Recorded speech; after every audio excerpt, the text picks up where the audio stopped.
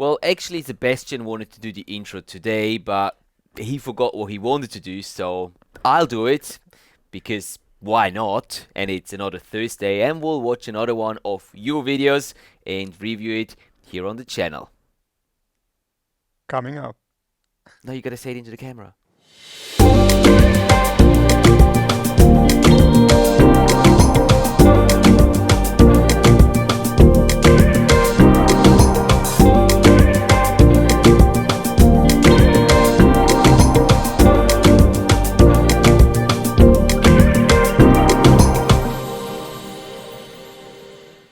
Hi guys, and welcome back to the channel. It's another Thursday and we are gonna review your underwater films. Today with me in the studio is Matthias. Thank you, Matthias, for being... Oh no, it's the other way around. I'm here as a visitor. I was just gonna say, are you gonna introduce me and welcome me to my own studio? That's very kind of you.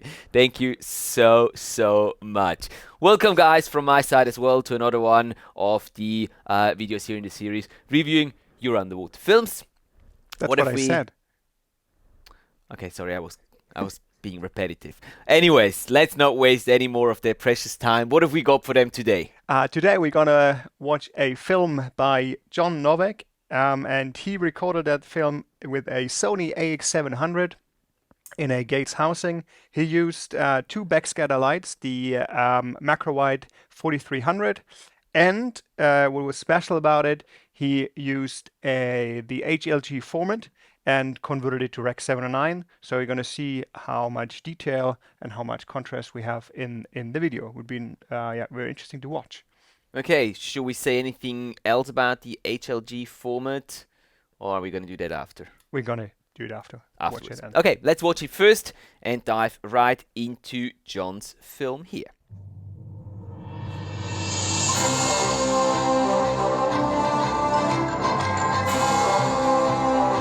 Buddy, dive! This is a little like watching my home. Remember that, Breck?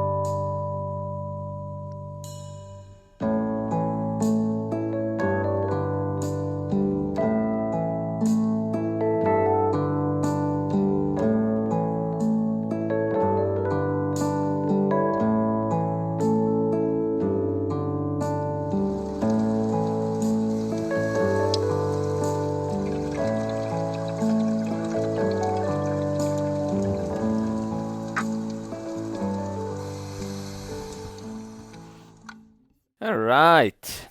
Fantastic. Let me just stop the recording here quickly. Here we go. All right. Very nice. Thank you so much for submitting that film, John, and letting us review it within this series here. Now, as you've seen, we skipped through certain parts of the film just to not drag this video out too long. As always, we will link the original video down in the video description below, so if you want to see the full like 14-15 minutes, you can go and check it out on John's Vimeo account. But just for the sake of keeping this video a little shorter, we've only just showed you certain parts of that video, but we'll have a discussion now about how John did and what he did well and what he could improve on. Well, John, first of all, congratulations to very, very good shots. I mean, there were like really, really nice pieces in there. I think the whole film is very nice to watch. We will talk about the length and certain kind of stuff, but like the video work you did there, very good job. Yep, I agree. Yeah, that's the beginning, and just Passing it back to me. Okay, well, there is certainly a few things that you can work on. As Sebastian said, the overall tone of the film is nice. I like the music that you picked for the film. I think it works well with the images that we saw. It's all very calm and relaxing, all of the different pieces of music that you used throughout the film, so that worked well. And yeah, you had some really nice shots, particularly the macro shots. Some of the macro shots were really good. I think that this also suits the AX700. I used to shoot with one of these cameras back in the days when I kind of changed from like a entry level to a sort of mid-level camera, and I was always happy, have always been very happy with that camera. I also used the Gates housing for it, so I know what system that you're working with. And from my experience, these shots, the close-up shots, were where this camera really was shining. And here in your video as well, the close-up shots, some of them were just outstanding, really enjoyed them.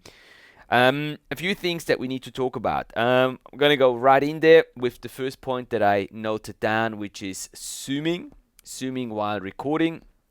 It didn't happen often, but there was right at the beginning, there was a shot of you zooming into the diver, which was kind of a random shot because afterwards there wasn't any more divers in your video at all. So I was wondering why you put that shot in there to start off with.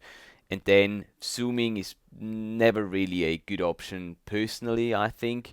And in this shot particularly because as you were zooming in, the diver was turning around. So this shot for me personally didn't make much sense, and I would try to avoid zooming while recording. And even if you do zoom while record, don't put it in your final clip. Just cut it before or after, so that you don't have the zooming action integrated in the final film. Some of the clips I personally found to be too long.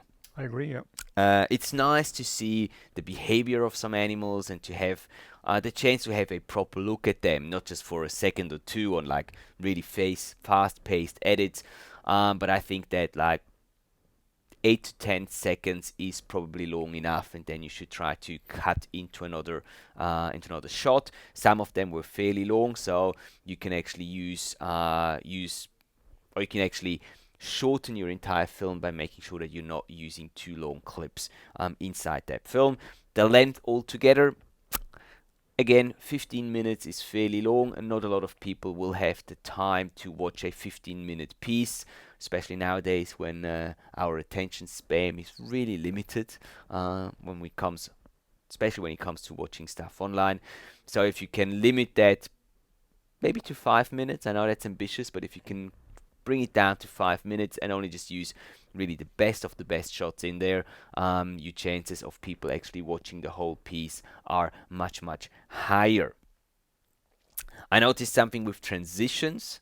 You were not using the same transition all the time. Sometimes there was crossfades, then there was fades into black and back into the clip. It was a bit confusing to me because I was expecting different different things happening after different transitions, and that didn't happen. So I would personally try to stick to one transition in such a case and just use it throughout your clip or your film that way. Um, I've got a few more things, but why don't I let you say a few of your things and then I'll come back to mine. Yeah, sure. Um, I saw sometimes in the upper right corner there was like something, a dark shade. I'm not sure if it was from the dome or is a part of a filter or part of a light. I don't know what it was, but it's like it was some for me. It was sometimes just disturbing because I noticed it and then I would notice it in every new shot again. So, but it's very easy to solve. You just crop in your editing software a little bit and get rid of it. So I just like very easy trick, and you just won't have it in your footage because like it's a little bit disturbing. Then what else do I have? Like camera wise, yeah, I just want to add to the long shots. If you shorten your shots a little bit, you can as well avoid like having like a rough or a shaky movement in them. So if you're doing like a pan shot and the start it's a little bit shaky, if you cut them down, you can get rid of the beginning, and then it's looks more smooth and it's much nicer to watch then. Yeah, yeah, agreed. Mm-hmm. Um, I would go on with the lighting, but the light positions of the video lines, if that's okay. Yeah, sure, I've got that I too. Yeah. noticed it several times. Well, actually, I want to mention two things to it. The first thing is like the position of the lights. Sometimes there was like the animal was like there, and your light was shining on the right, left, or somewhere else, but not on the subject. So sometimes it's yeah, it helps just to take the time, position your lights, move into the subject, and then film, and maybe go back, reposition, and approach again. Just Mm. yeah, to get that perfectly lit image Yeah. because like the camera delivers very good quality, and I think you had like quite decent lights on it. So yeah, there would be much more possibilities to Yeah, create nice footage with these lights. I agree. Yeah. And the other part is when you're using lights, is the white balance. I think there were some shots where the lights are very reddish, and I Mm. think it's more like the kind of how you work with auto white balance and with manual white balance. Um, I agree. I think, and this is just a wild guess because we don't know, but I yeah, think that you were using auto white balance and sometimes it worked better than in other occasions. Personally, if you're using lights and especially on these mid and close shots, I would set the white balance to the Kelvin reading of the lights. Because normally you can find out what the Kelvin output of the lights is, and with the backscatter ones, I think it's pretty much 5600. So you can set your white balance to that in the camera setting, the camera menu itself, and that way you'll get a fairly accurate reading. And most important, it's going to be consistent over all the images, the shots that you take, rather than relying on the auto white balance of the camera, which with this camera works fine most of the time, but it can be a little off as we saw.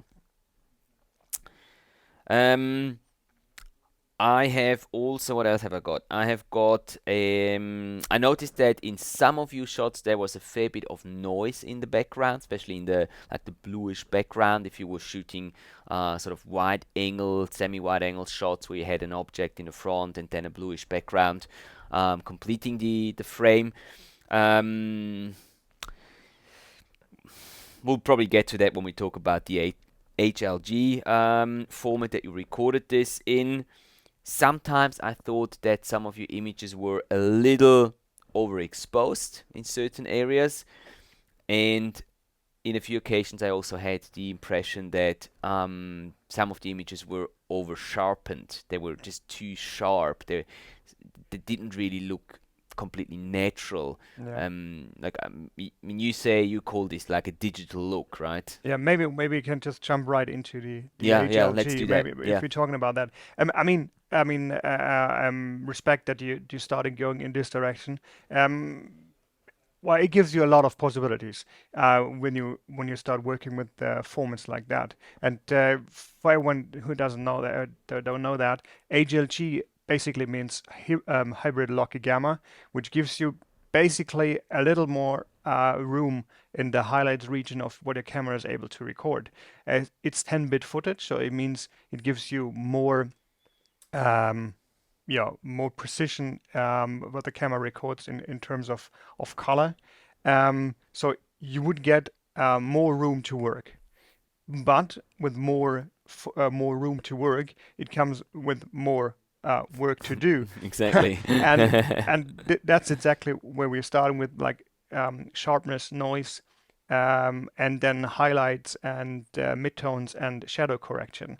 So like it's not like you can just use the footage and do like a little tweak in white balance and maybe a little Mm, shadow and that's it. mm, You really have to work with the footage. And I had the feeling that sometimes I don't know which software you're using and what you do, but I had the feeling sometimes what you did worked okay, and sometimes very well actually, and sometimes it was like really not working at all. It's like too much sharpness, mhm. and then the contrast wasn't there at all. So it's like the Rec 709, which is a more limited codec at the end, which is we were viewing on our displays nowadays. Um, wasn't able to reproduce what the camera was able to capture, Mhm. and so it gives like this off looking footage, and yeah, sometimes no noise reduction. Um, yeah, I mean, yeah, as I said, you have a lot of options and a lot of possibilities, but you really have to know where to tweak and where to work with, and it's a lot of more work, yeah. Mm-hmm. And maybe this is just a little too much to cramp all into this video. Maybe Yeah. this is a topic that we just need to pick up for a like a separate video where we talk about the workflow of HLG footage and how you can work with that footage to make it look best. So I've written that down. This is something that we'll look at in a future tutorial and explaining you a little more in detail how you can work with that footage and get the best possible results, because this would definitely just it would be too much to cramp into this video. But as Sebastian said, kudos for working with this codec and actually delivering a very, very, very good result with a couple of improvements here and there that can be made, but all in all, it was a really nice result. One thing that I want to mention as well that I've noticed is that using the lights, especially doing like the mid shots where you had your lights on an object and it was lit nicely and you had nice colors on the light, and then the background, because there was no light on the background and the white balance was set on the object in front, which was lit obviously, the white balance for the entire frame was a little off because the background just looked very, very different to the foreground.